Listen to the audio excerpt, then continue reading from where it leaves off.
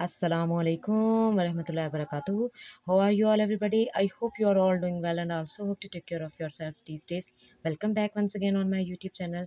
So, last video lecture, I will complete the second poem of Ashar ki Tashri plus Markazi Khayal and plus question answer. I hope you can understand all these things. Is this have any problem? Write into your comment.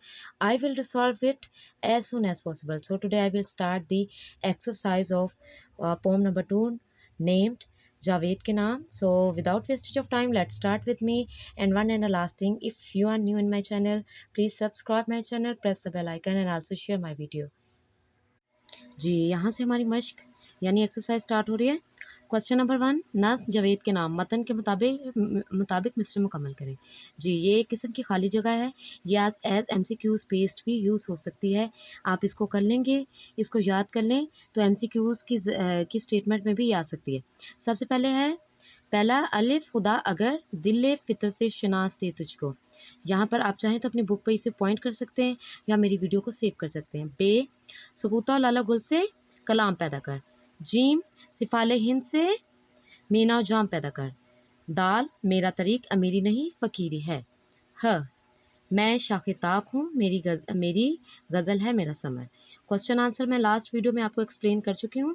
अब मैं आपको एराब explain करूँगी। I hope आपको नज़र आ जाए। सबसे पहले एराब लगाकर दुरुस्त तलफ़्फ़ुज़ को वाज़ा करें। ये देखें, सुबह स्वाद पेश पे सुबह, वो शाम, दिले फितरत शनास, आई थिंक आपको नज़र आ जाएंगे। शाखे ताक, सिफाले हिंद, मीना जां, शीशा गिराए फरंग। ठीक है, शीशा गिराए फरंग। अब यहाँ से हमारी स्टार्ट हो रही है ख़त निगारी। चूँकि आपको पता है कि पेपर में और टेस्ट में एक ऐसा पार्ट आता है जिसमें हमें 10 नंबर का एक ख़त लिखना पड़ता है, तो उसके बारे में ये बताया जाता है कि ख़त कैसे लिखना है, ख़त का मतलब क्या होता है। सबसे पहले उसकी डेफिनेशन मैं आपको एक्सप्लेन करूँगी। जी, ख़त एक ऐसी तहरीरी मुलाकात है, इस एक तहरीरी मुलाकात है, इसलिए ख़त को निस्फ़ मुलाकात भी कहते हैं। आज से 70 साल पहले जब तरक्की का इतना दौर नहीं था, मोबाइल वगैरह कुछ नहीं थे, टेलीफ़ोन्स कुछ नहीं थे, तब ख़त के ज़रिए इंसान अपने चाहने वालों को अपने दिली जज़्बात बताता था। ठीक है, उसमें रस्मी ख़त भी आ जाते हैं, गैर रस्मी ख़त। रस्मी ख़त वो थे जो कि वो अपने रिश्तेदार को, किसी को, दोस्त को, चचा को लिखता था, और गैर रस्मी ख़त वो थे जो किसी बुक वगैरह को मंगवाने के लिए किसी बुक डिपो पे लिखता होता था या किसी भी मसले के लिए। ठीक है, ख़त लिखते वक्त दरअसल अमूर को मद्देनज़र रखें। सबसे पहला अमूर क्या है, ख़त के आगाज़ में पेशानी पर तस्मिया यानी बिस्मिल्लाह लिखें। यानी ख़त का आगाज़ करते वक्त, पेशानी का मतलब है वर्के के ऊपर। ठीक है, यानी ख़त शुरू करने से पहले। ठीक है, अब सेकंड, ख़त लिखते वक्त यूँ समझें कि आप ख़त जिसे लिख रहे हैं वो आपके रूबरू बैठा है। ये किस्म की वीडियो कॉल ही होती है। आज के दौर में हम इसे वीडियो कॉल का नाम देते हैं।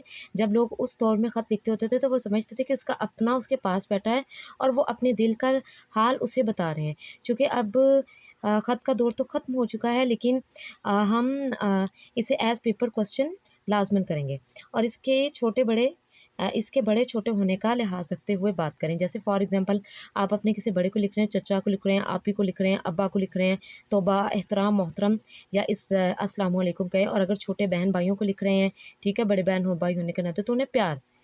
ठीक है, अगर किसी छोटे कज़न को लिख रहे हैं तो मेरी तरफ से आपको बहुत सारा प्यार। ये इससे भी आप आगाज़ कर सकते हैं। सेकंड है, थर्ड वन सॉरी, आप जो कुछ कहना चाहते हैं अल्फाज की बहस करते वक्त बचत करते हुए मुख्तसर तौर पर लिखें और सिर्फ मतलब की बातें लिखें ताकि पढ़ने वाले का वक्त ज़ाया ना हो। फॉर एग्ज़ाम्पल, यानी एक ख़त आप लिख रहे हैं तो सिर्फ 4 से 14 से 15 पेजेस पे या 10 12 या 2-3 पेजेस पे नहीं। अगर आप फॉर एग्ज़ाम्पल एक घड़ी का ख़त था ना, यानी आप घड़ी का ख़त तोहफ़े की ख़त अपने चचा को शुक्रिया का अदा करना चाहते हैं तो आप जस्ट कह दें कि मैं बहुत ज़्यादा खुश हुआ जब आपका तोहफ़ा मिला। ठीक है, मैं इससे मुझे टाइम का पता चल जाता है, मुझे वक़्त का ख़्याल रखता है वग़ैरह वग़ैरह करके सिर्फ़ 8 टू 10 लाइन का जो है उसका मवाद लिखें। उसके बाद सबसे पहले ख़त का मकाम, यानी जिस जगह पर आप बैठे हुए हैं, रवानगी जहाँ पर ये ख़त जाना है, उसी दिन की तारीख़ आपने लाज़िमन लिखनी। अलकाब वो आदाब जो कि मैं पहले ही आपको बता चुकी हूँ, जो आपका बड़ा है उसे आपने एहतरामन सलाम करना, उसके अदब के आगे झुकना है। या अगर कोई छोटा है तो उससे प्यार से उससे कहना है कि प्यारे कज़न, प्यारी मेरी छोटी बहन क्या हाल है, ऐसे। और नफ़्स मज़मून मलहूज़ रखते हुए ख़त का इख्तिताम किया जाता है, यानी बीच में से ख़त मवाद लिखते वक़्त अपना जो है अ, अपना मौज़ू रखें और फिर ख़त लिखने की वजह भी बताएँ। सेकंड द फोर्थ क्वेश्चन है, ये मेरी तरफ से आप लोगों के लिए एक टास्क है, मेरे व्यूअर्स के लिए। इन हदायत की रोशनी में दोस्त के नाम गर्मियों की छुट्टियां अपने यहाँ गुजारने की दावत के हवाले से ख़त लिखें। मैं चाहती हूँ कि एज़ रिटन फॉर्म मुझे मेरे व्यूअर्स में से कोई एक ये ख़त लिख के दे, ठीक है? जिसका ख़त लिखा हुआ आएगा उसकी अगली वीडियो में मैं उसका नेम ज़रूर आपके साथ शेयर करूँगी। ये मेरी तरफ से आपके लिए एक छोटा सा टास्क है। सर आगे है क्वेश्चन नंबर 5। कॉलम अलिफ में से दिए गए अल्फाज को कॉलम बे के मुतल्लिक़ अल्फाज से मिलाएं। चूँकि कॉलम का तो कोई नहीं है तो पेपर में, लेकिन ये एज़ एमसीक्यू स्पेस हम याद कर लें तो बेटर है। सबसे पहले दिल, आप चाहें तो लाइन लगा सकते हैं, मैंने पॉइंट किया हुआ। फितरत शनार, स्कूत स्कूत लाला गुल, शीशा गरां फरंग, सिवाल हिंद, शाखे ताक फाइफ, मैं लाला फाम, फ़कीरी गरीबी। क्लियर हो गया? अब यहाँ पर हमारा ये जो पोम है वाइंड अप हो रही है। सरगर्मी मैं स्टार्ट करने लगी हूँ। बाले जबरील में जावेद के नाम ही से एक और नज़्म भी मौजूद है। तलबा इस नज़्म को अपने कॉपी में लिखें और शामिल किताब आप नज़्म से इसका मुआवजा करें। ये आप चाहें तो खुद की एक्टिविटी कर सकते हैं या अपनी क्लास में कर सकते हैं। नंबर 2, शामिल किताब नज़्म बाअनवान जावेद के नाम को तमाम तलबा चार्ट की सूरत में खुशखत लिखें। ये भी बहुत अच्छा है, इससे आपकी कैलीग्राफी भी बहुत अच्छी होगी।